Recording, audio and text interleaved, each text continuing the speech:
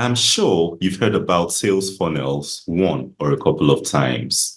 You might be an expert on them and know everything about them, or you might hear the term and not be too clear about what a sales funnel is.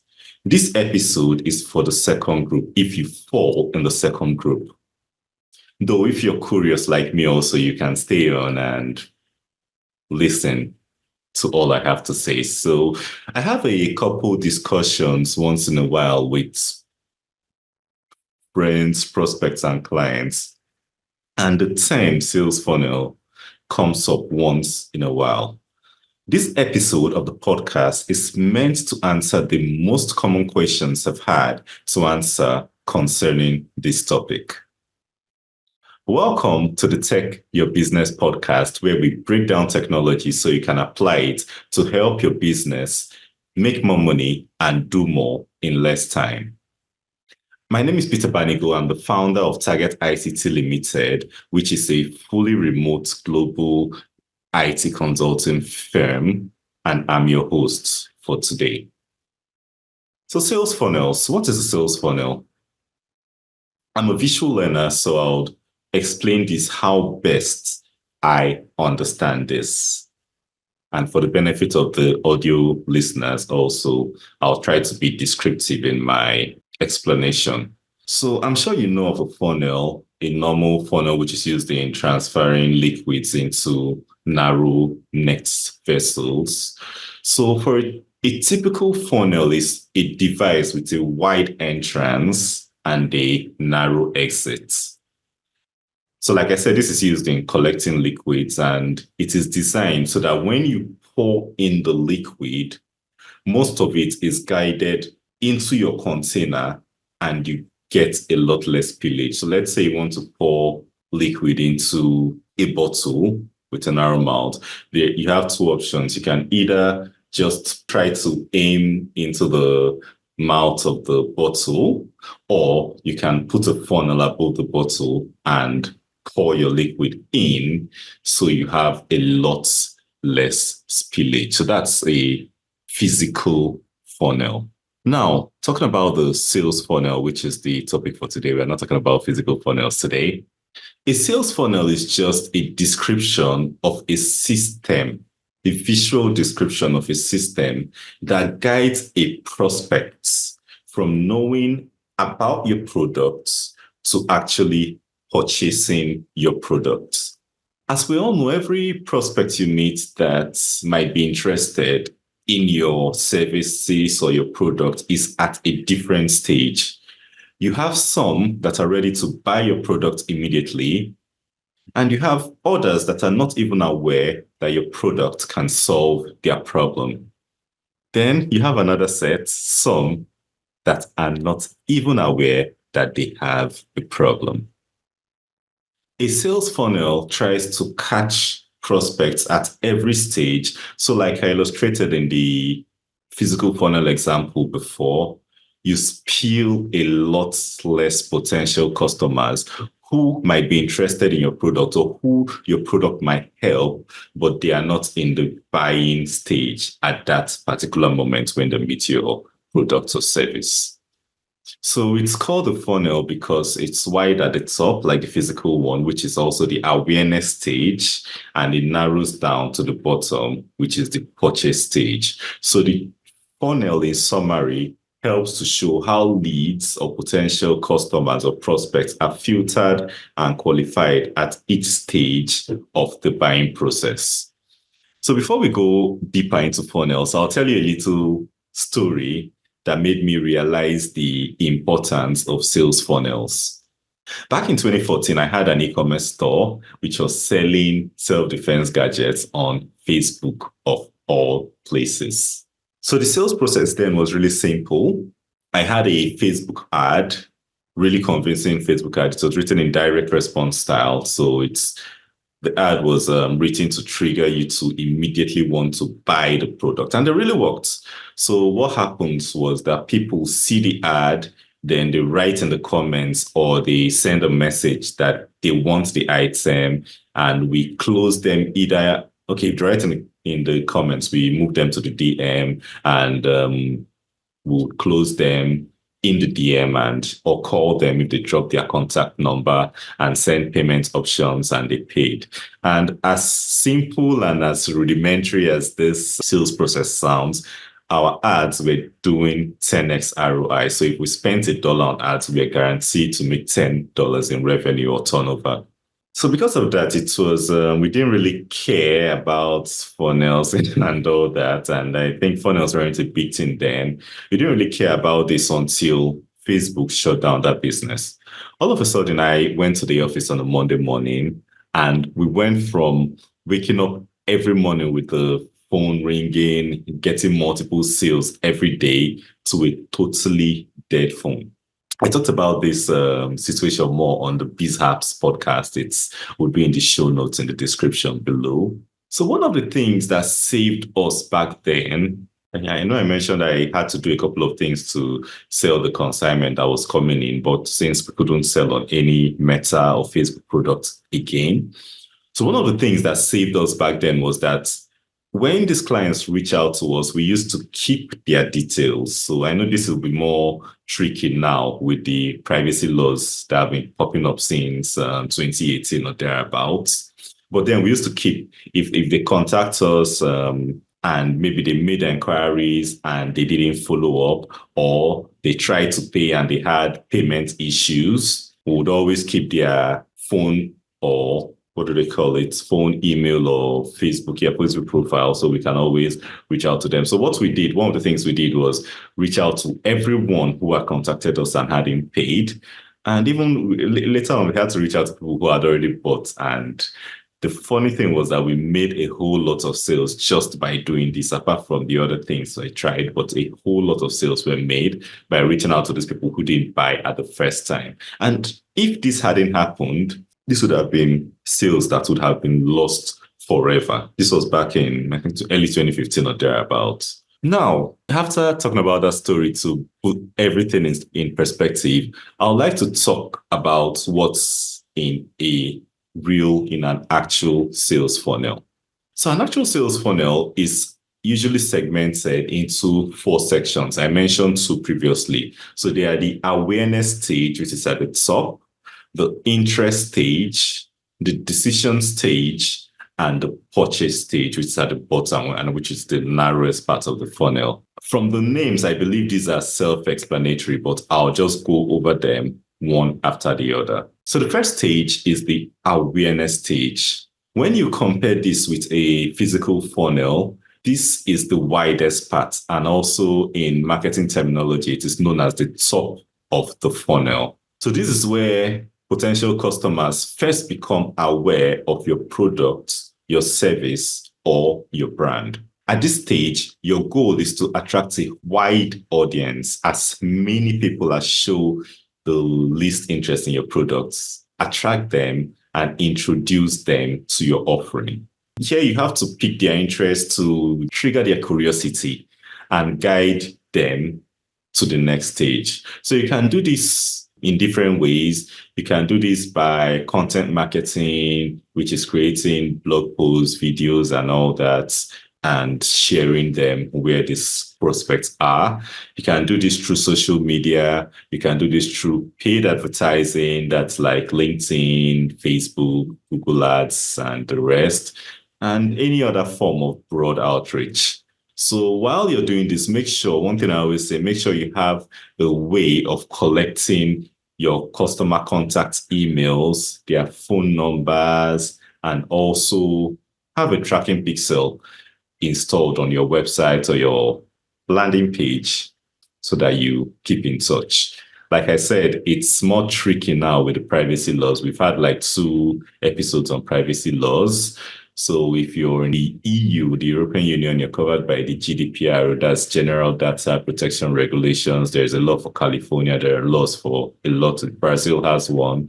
There are laws for a lot of places. So look at the laws governing wherever you sell your product or service to before you do something like this. So hopefully that was simple description of the awareness stage. That was simple because we're moving to the next stage, which is the interest stage. So anyone who shows interest in your offering at the awareness stage where you've done broad ads and maybe there are different ways of indicating they've shown interest. So probably post a long video and they'll watch maybe half or all of the video. That's an interested prospect. Things like that. So anyone who shows interest in your offering and someone like that, you can always target them in Meta. You can say, okay, who has watched this percentage of the video is going to be shown a different advert. You can do that in Meta. Anyone that shows the interest in your offering is moved to the interest stage. And in this stage, what you do is that you provide more detailed information to engage and educate these promising leads faster. So for the interest stage, you can use things like automated email campaigns. I'm sure you've gotten a lot of those over time.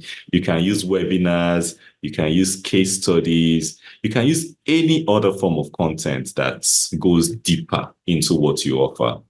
So I heard that somewhere when I was younger that people need to see your brand at least 7 times, probably sometimes it's more, before they make that buying decision. So doing these things increases the amount of touch points the prospect has with your brand.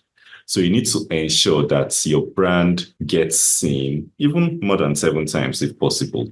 The goal of the interest stage is to qualify those from the awareness stage and give them more info that should push them closer to making a purchase decision. So like I mentioned before, your marketing software or your CRM should have a way to either tag or indicate what that prospect has seen at each stage of the funnel. So it should be able to say, okay, this prospect is in the awareness stage. This prospect has moved to the interest stage. You should have a system to indicate that for this to work.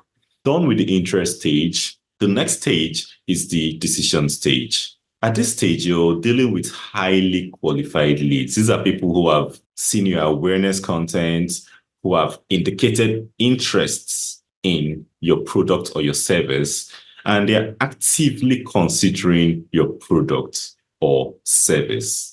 But the issue at this stage is that these people might just have some doubts. They might have some questions, some things will need to be answered, which need to be clarified. So your focus at the decision stage, this is the third stage of your sales funnel, your focus should be giving them every detail, every support, every information they will need to make an informed purchase decision.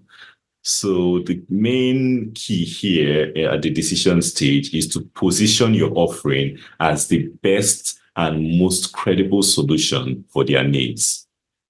And this positioning differs depending on the industry or the market you're selling to. So there are different ways to do this. So different tactics you might use at the decision stage are product demos, you can use free trials, you can use consultations with sales teams, depending on your market, depending on what market you're selling into.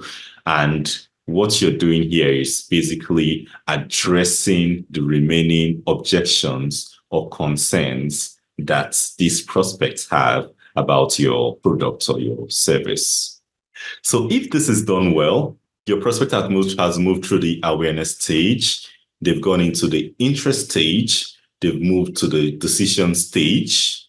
Then your prospect would be at the last stage of the funnel. So like the funnel I described earlier, where we had people see our ad and purchase instantly, you can see that we were just getting them at the decision stage.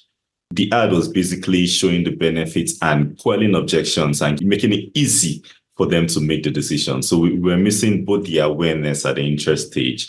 So we've gone through all three now, and we want to do the purchase stage. The purchase stage in marketing terminology is typically referred to as the bottom of the funnel. And this is where leads or prospects become customers by making a purchase. They make a bank transfer, they give you a check, they swipe their credit card. At this stage, you have the purchase stage. So the goal at the purchase stage is actually really simple. These people are ready to pay, and your one job is to make these payment transactions go smoothly and to remove every bit of friction in the buying process. So there are different things you can do to make this easy.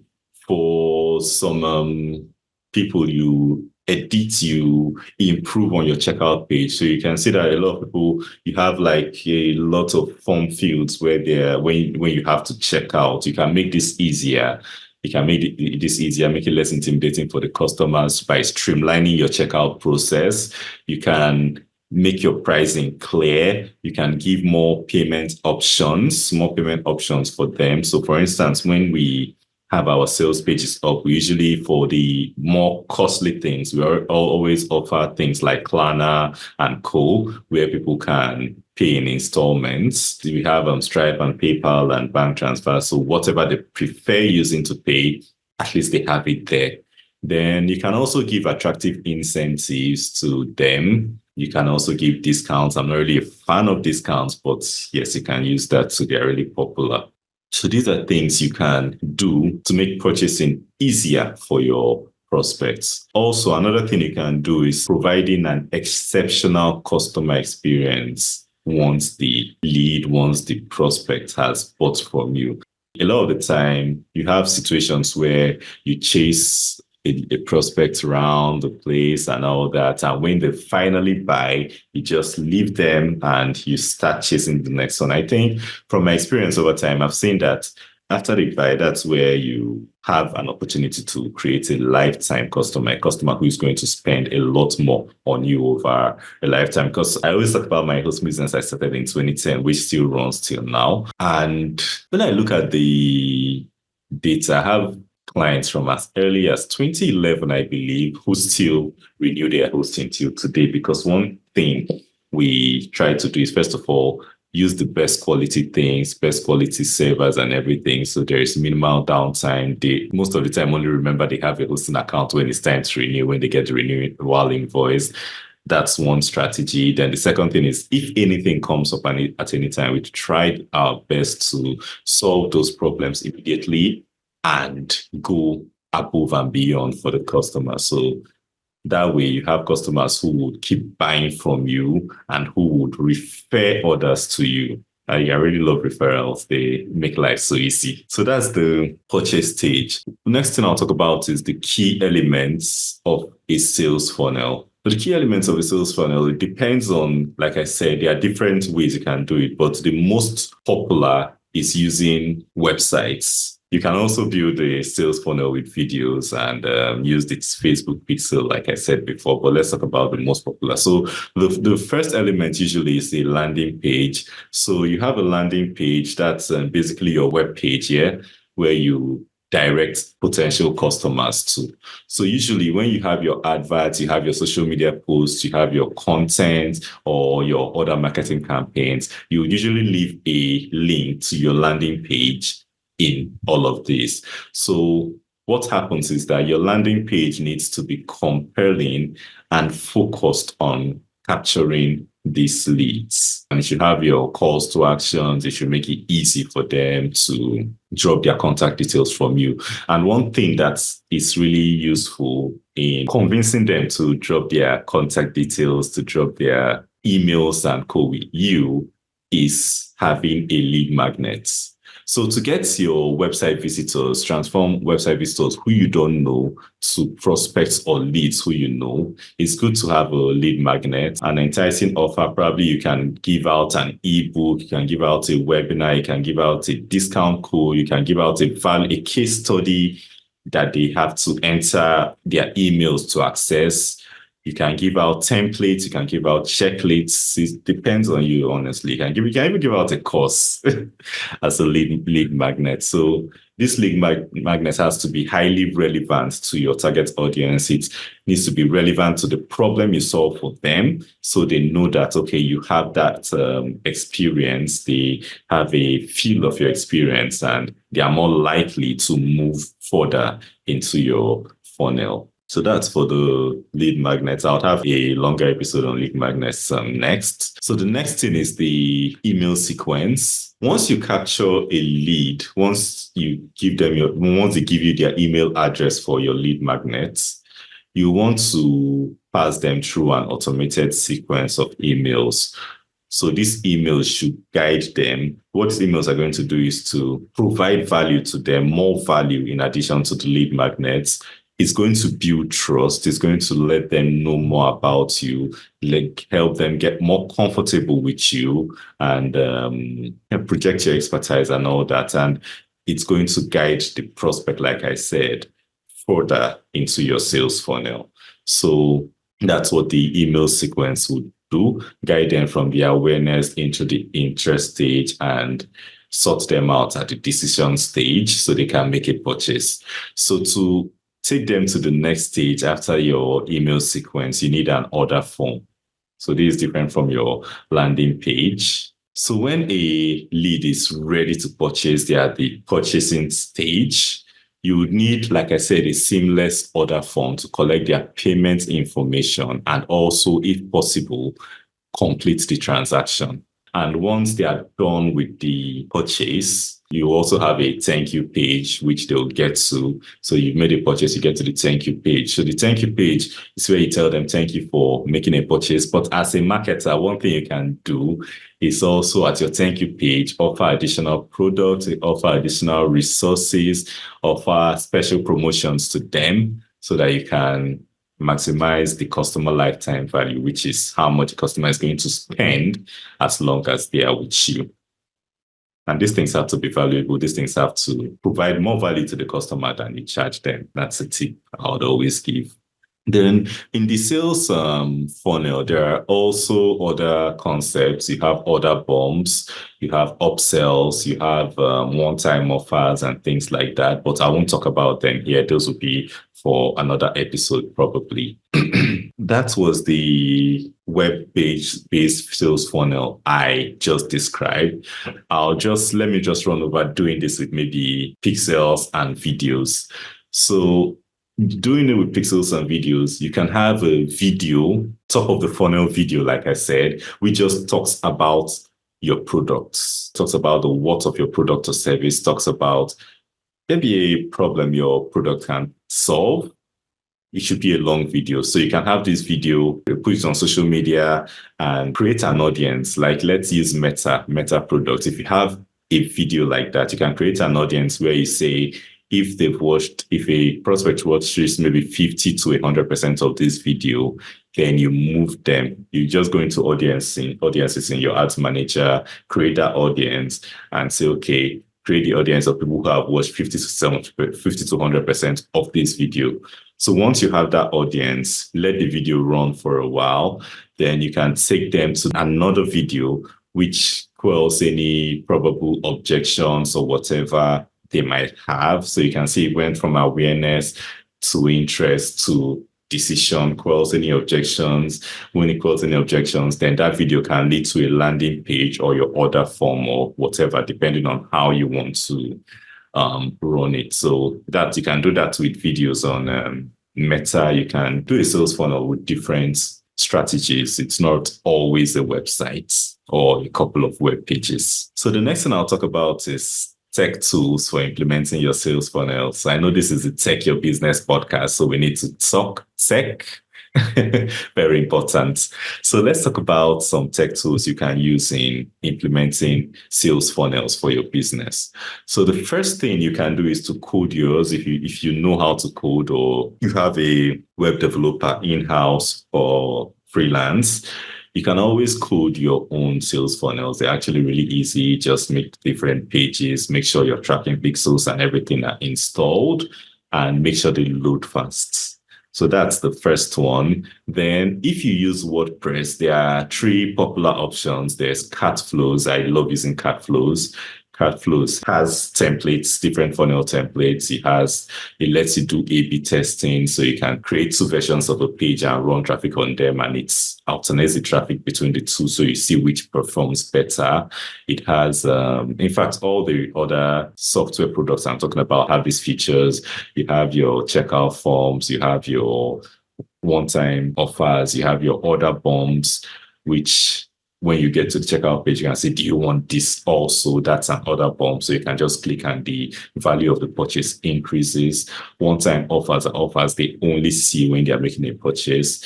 Then you also have upsells, which after they make a purchase, you can offer them something else to add to that purchase before the card is charged. So if you use WordPress, you have cart flows, you have WP funnels, you have funnel kits. These are all plugins that can be installed in your WordPress and used to build funnels for your business.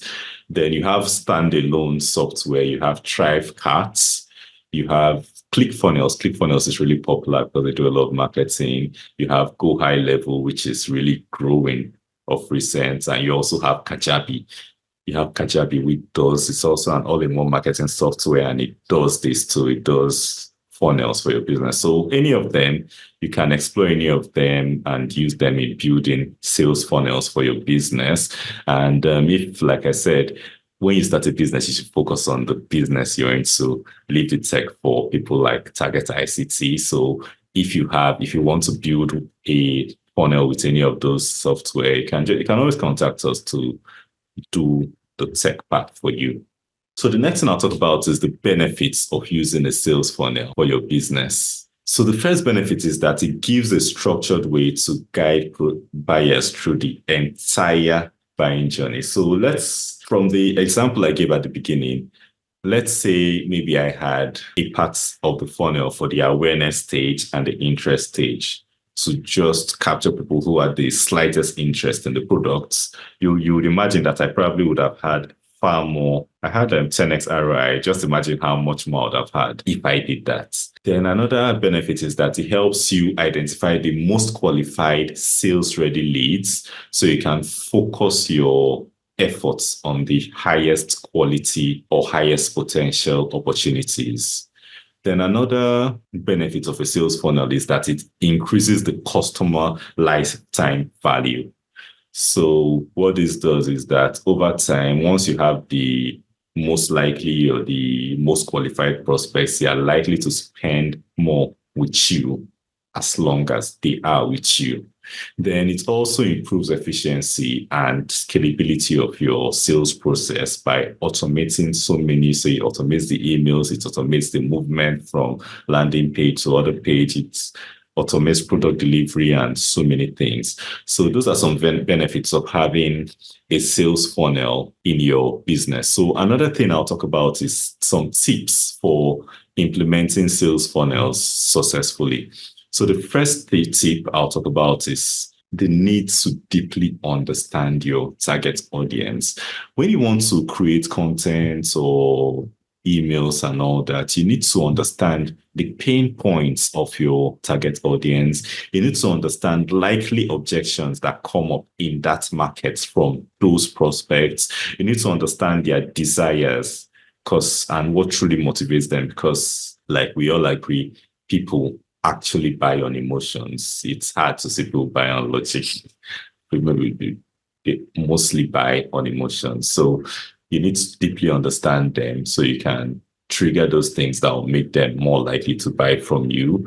Then another tip is you need to craft a lead magnet, a compelling and relevant lead magnet that delivers tremendous value and also plays into what your prospects want.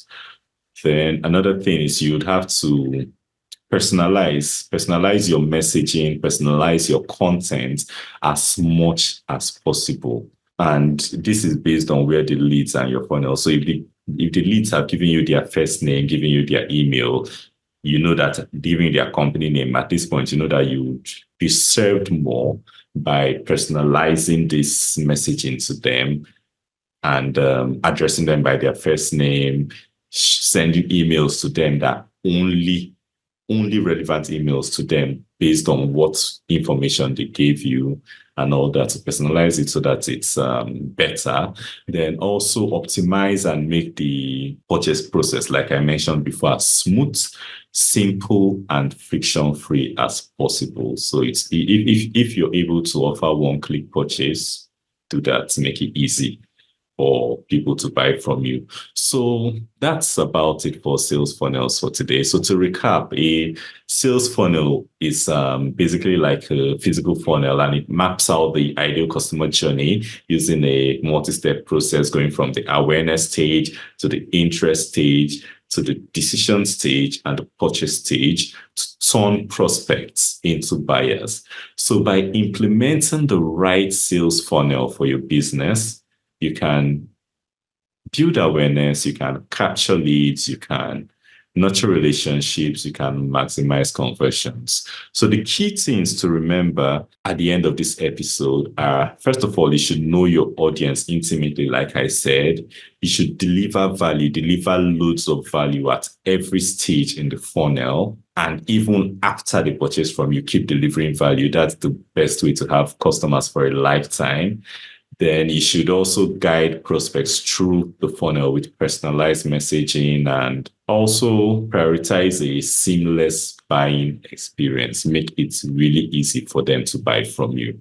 So that's about it for today. I hope you learned something new from this episode of the podcast.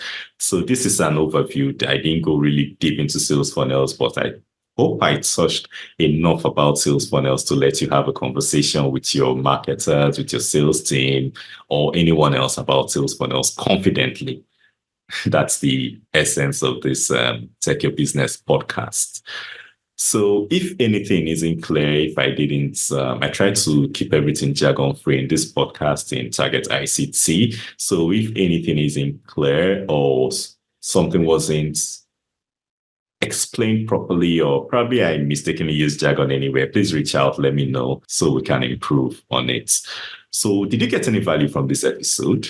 If you did, please share this episode with anyone who you know it would help, with anyone who owns a business, anyone who is thinking about marketing, anyone who is confused about marketing, anyone who wants to learn more about tech in their business. Share this episode. And if you want to be the first to know when we post new episodes, when we post more helpful content, don't forget to follow us, to like, to subscribe, wherever, on whatever platform you're listening to this podcast or you're watching on it. Don't forget to follow, like, or subscribe. So for more on this topic about sales, about funnels, on episode 34 of the podcast, which was a guest episode, we talked with Ty Goodwin, the quiz queen, on quiz funnels. So quiz funnels are a type of sales funnels where the top of a funnel is a quiz, which would let you qualify, have your prospect answer questions that will let you qualify them and guide them, which leads to a higher conversion rate. So for that episode on quiz funnels, we talked about effective quiz funnels and the benefits of quiz funnels. Just go to episode 34. That episode will go great. So I think it will be the best thing you should listen to after this episode. So till next time, next week, when we'll be back with a guest episode. Bye for now.